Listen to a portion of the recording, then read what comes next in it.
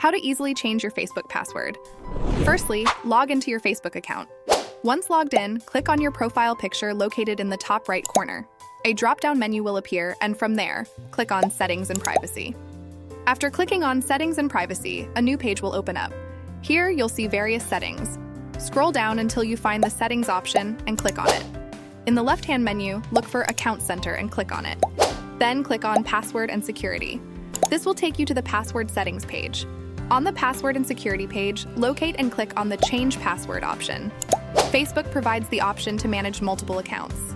If you have more than one account linked, click on the account you'd like to update. If you have just one account, proceed to the next step.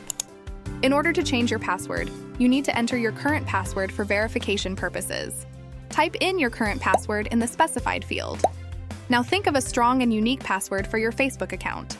Once you have your new password ready, enter it in the New Password field.